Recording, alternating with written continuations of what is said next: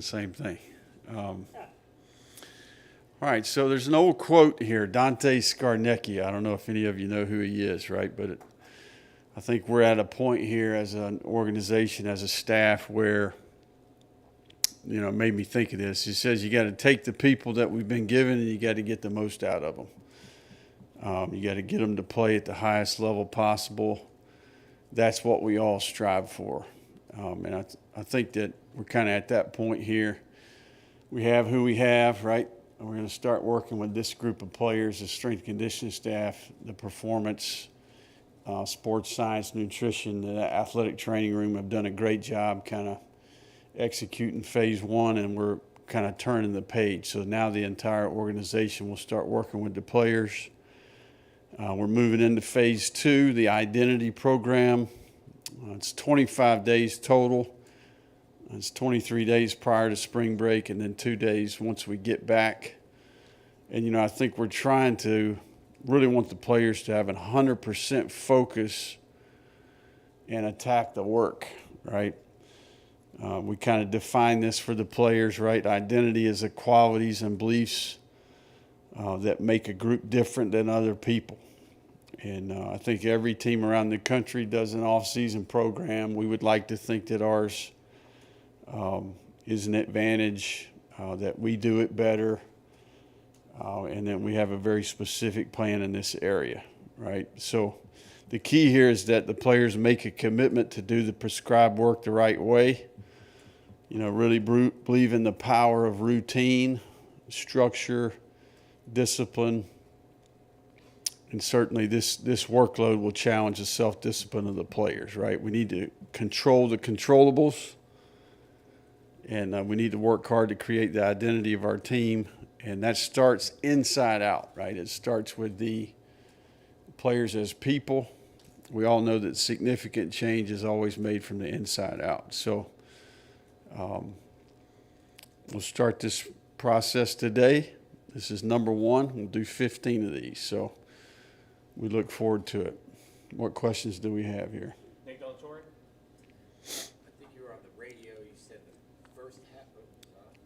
I think on the radio you said the first half of the first 15 are really physically, mentally challenging for the players, and also that this is your favorite time of year.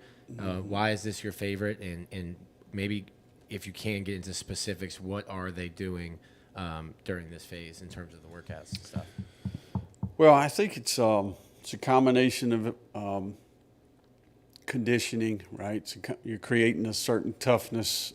It's not just physical toughness, but it's mental toughness. I think that's the important part. But really, the self-discipline of the player, right? What he eats, is he hydrated? The sleep component. I think it challenges the attitude of the player, the body language of the player, self-talk. I think that we have an opportunity to develop some leadership on our team.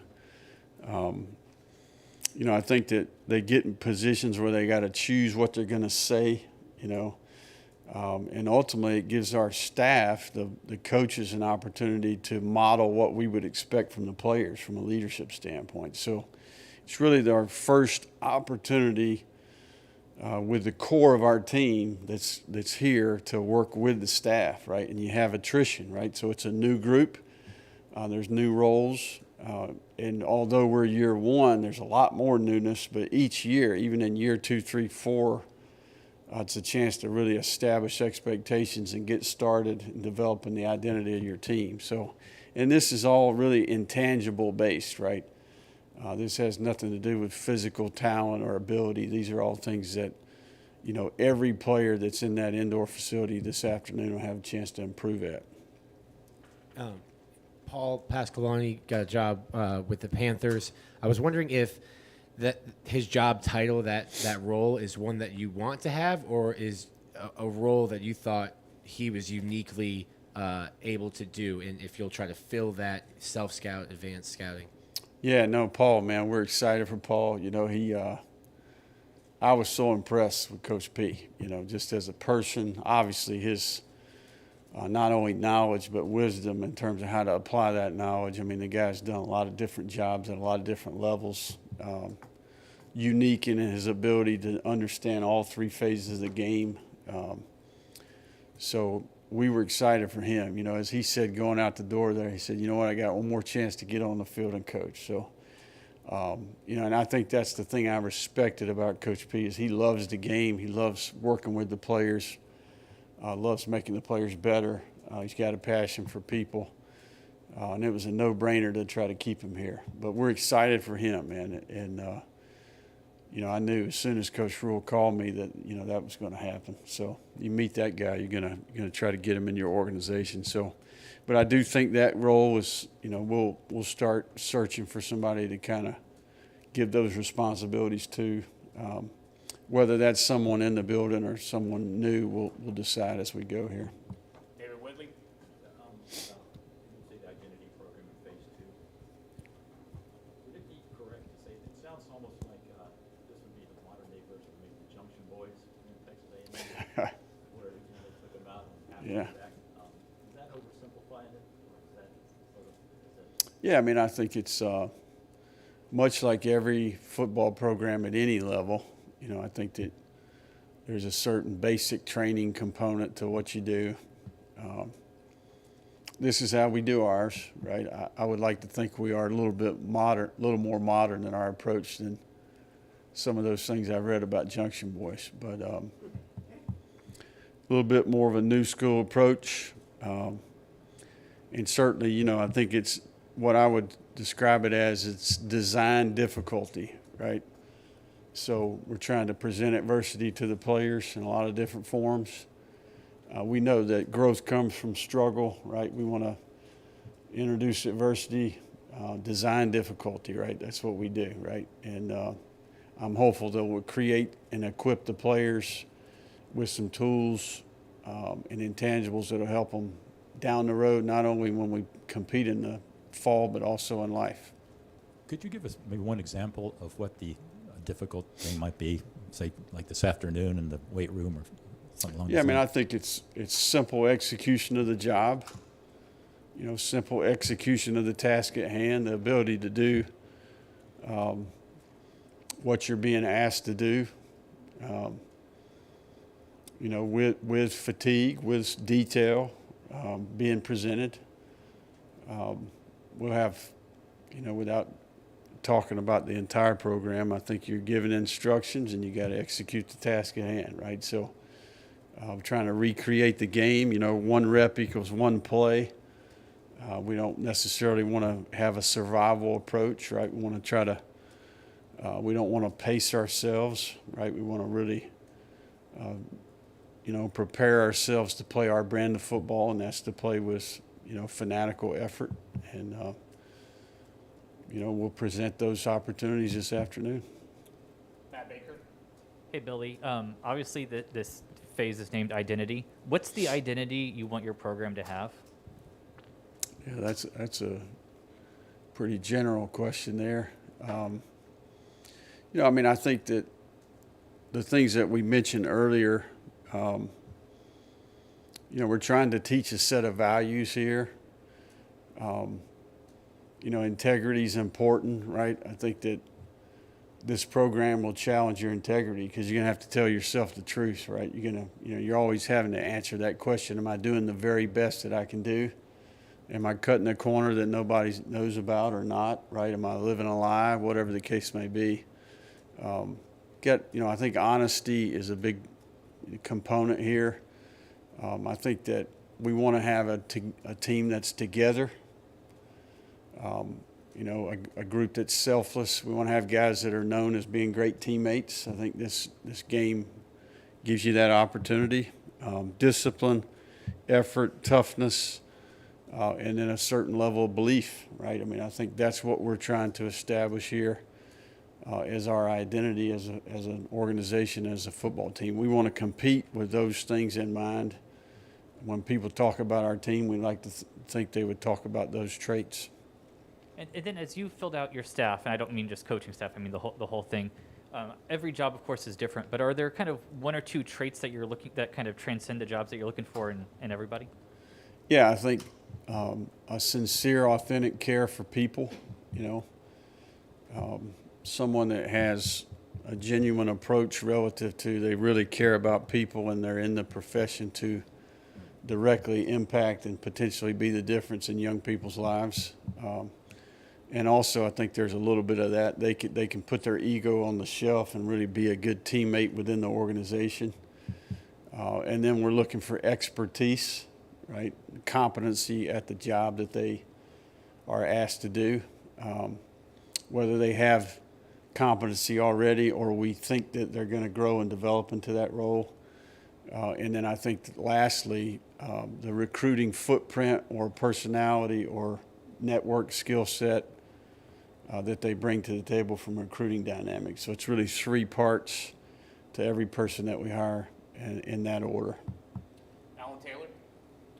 Hey, when you were at Furman, how relevant were the design difficulties that maybe you went through as a player under, Coach Johnson and Coach Lamb? Is there any relevancy to what you endured back then to what kids are doing? Yeah.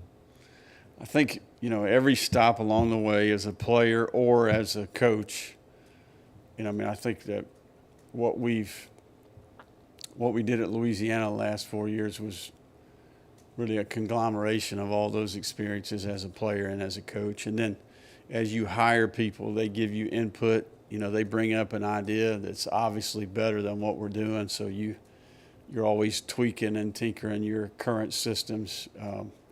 And we've been fortunate to hire really good people. I think that, we evolve every year, make it a little bit different each year. And that'll be the case here because we've got a lot of new people that'll have input and can make us better. Yeah, I was going to ask if there was anything that you started out with day one at Louisiana that either got scrapped or replaced, on the whole phaseology of this. Yeah, there's a lot. Heck, I think that applies to everything that we do. Part of the deal is making mistakes, right? I think if you, how would I say this? I think if you're experimental, right, there's a fine line in there between being really efficient and having some risk, right? You got to be willing to try new things and be experimental, but you also got to always be quality control in how efficient you are. But we want a setting where we can try some things, but also we're always evaluating the efficiency of things. So I think that that's been ongoing from the very beginning. I think it's constantly evolving. Hey, Billy, we haven't asked you about your 10 assistant coaches yet. Now that your staff is complete, 24/7 Sports came out and graded your staff as the best in the country among the new staffs. Could you just take some time to maybe run through each of the 10 assistants and just maybe a couple sentences on what they bring to the table as a coach and kind of why you wanted to bring them here to the program? Yeah, I think it'd probably be a little bit overboard to talk about each guy, but just as a whole there, it's humbling. It's a positive. Obviously, it's good that they feel that way, but their opinion really doesn't matter whether or not we're going to be effective or not, right? We've got to go do it. We're not big into predictions or outside opinions. It is what it is, right? That same group will be telling us how bad we are if we go lose a couple games, right? So, it is what it is. I'm glad they feel that way. No different than, maybe how they feel about certain players, in recruiting, right? I think it's a little bit subjective, but I would say over time, I think their opinions are getting more accurate, if that makes sense. But, it is what it is. It's I think maybe one guy wrote the article in this entire world that we live in, right? So it's his opinion. I'm thankful for it because it certainly helped us, but, all those things are to be determined, right? So we hired them to do a job. They've done it well in the past. Whether or not they'll do it well this year or not, we'll see. So, but we've got a really good group, and I'm confident. And I'm even more every day that we get settled in and we start establishing our processes and our systems. I'm even more impressed with the people that we've hired. So I think the key here is that we establish trust. We've got confidence in each other. We work well together. you know, this is very much the sum of the parts dynamic we live in, right? I mean, we're talking not just about those 10 coaches, right? We've got probably 250 people that contribute to whether or not we have success, all the way from the head coach to the manager that's setting up the, you know, 4-cone drill today, right? I mean, we got a lot of people that can contribute to our success. It's important we all respect each role, and that we all realize that we can impact the final result. And then defensively, with the co-defensive coordinators, how will that be set up? Who's going to call the plays, and how will they kind of work together on game planning? Yeah, Patrick Toney will call the defense. And Sean obviously is a veteran coach that has tremendous input and background at multiple stops. But Patrick will be the play caller. And then could you just discuss your last addition, Arliss, to the class, what it was kind of adding him there late, and what he does to that tight end position, adding more depth there? Arliss is a unique athlete. You know, if you watch the tape closely, he's really playing receiver. He's playing inside backer and outside backer. You know, he was 6'3 1/4", 235 on the visit, and really has some growth potential. This is a track athlete, around 11,400 meters last year as a junior at that size. And certainly is, you know, I think going to run even better than that this spring. So guys, you know, he can go run the full route tree as a receiver when you watch the tape. And he has some play strength and physicality on defense. So I think my experience would say that those equate to a mismatch type of player that we'll be able to use in a lot of different ways on offense. So he's a very intelligent kid. His mom and dad are impressive people. You know, obviously dad's a track coach, mom's very accomplished in her profession. So we were very fortunate to add Arliss to our team. Mark Long? Not to take away too much from phase 2, but go back to recruiting a little bit. Do you have a number? You got all the numbers, I know, but a recruiting budget number for what it jumped to under you? I mean, it was 1.3, I think, in the previous regime. That's still like $2 million off of what Georgia had. And I'm just curious, what, you know, what's the number for this, for, you know, call it what it is, a war chest to go out and recruit, you know, with everybody else? Yeah, I don't think we won't be getting specific into budgets in here in these meetings, but you know, I do think that our administration has they've given us resources to be very competitive. You know, we have no complaints in that regard. You know, I'm confident that we'll be able to be competitive, and you know, I think those things are a little bit subjective too, relative to how you interpret what's being spent. You know, who owns their planes, who doesn't. You know, there's lots of things that go into those equations, but so far, you know, our administration has been outstanding relative to giving us what we need to be competitive in recruiting. Thomas Goldkamp? Going back to phase 2 a little bit, is it fair to say that phase 2 is somewhat about getting the players comfortable with embracing struggle? Yeah, no question. I mean, that's we want them to take it on, right? We want them to embrace it, and we're trying to build momentum towards spring practice. You know, we'll start position meetings today, right? It's a part of it.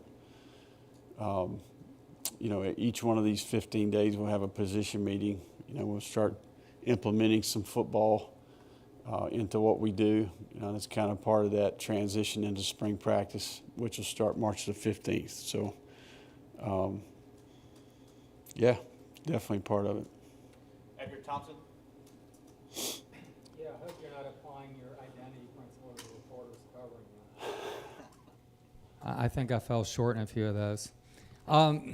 Head coaches meetings, other than Brian Harsin, what came out of that? I thought it was great, you know, very informative, certainly first one for me. And there's certainly a lot of things, you know, relative to the current dynamic that were discussed, you know, so I thought it was really informative, and certainly Sankey's an absolute professional and one of the leaders in college football and does a fantastic job. So you talked about how you evaluated like every player down to the nth degree. You looked at it very closely. What was your impressions of the linebacking group, and what do you expect Mike Peterson to kind of bring to that? Yeah, I mean, I think all those things are to be determined. You know, I mean, I think we started just a couple weeks ago. You know, the next couple weeks and months will be important, you know, relative to those guys. I mean, we started over with each individual player. You know, Mike is a fantastic coach. You know, everyone in this profession knows and respects Mike for his ability to get his players to play well, the relationships that he has with his players, and certainly his pedigree as a former great player, right? Not only at the University of Florida, but in the National Football League. So he's a great teammate, and he's invaluable because of his knowledge of this place and, you know, the things that come with the University of Florida. So we're excited about Mike and his leadership and how he'll impact the team. All three levels are critical, obviously, but how much for linebackers for the scheme you're going to run? Yeah, Mike will coach the outside backers, and Jay will coach the inside backers. But, I mean, if you're going to play really good team defense, you got to be good at all three levels, right? And there's no question that, you know, team defense is about all 11 guys doing exactly what they're supposed to do. So we'll need to be good at every level, and we'll need to be good at every guy that steps foot between the lines to have good defense. One last one from France. Coach, have you, in the process of interviewing all these players, starting your February drills, et cetera, are you seeing some alpha males kind of step forward that you know are going to be leaders, and can you identify any that maybe you've been impressed with as real leaders for this team going forward? Yeah, I definitely think that there's a consensus amongst the staff and even the players, right? I mean, that's really what matters is, you know, who are the players that are respected. And I think the big we have a little bit of a pulse of who those guys are. I think we spent a lot of time talking to the team about, you know, the way you put yourself in position to be a leader is you do that with your example. Right? It's the most powerful tool that we have for them to be consistent, for them to establish some credibility. So down the road here, when they do speak up and we give them that platform and that opportunity, that they can be impactful. So we're in the process of figuring all that out. I don't know if I'm quite ready to say that specifically. I think that we're going to learn that over the next 25 days. So, you know, today will be the first opportunity for us to observe that, you know, live and in person, and we look forward to it. Thank you, Coach.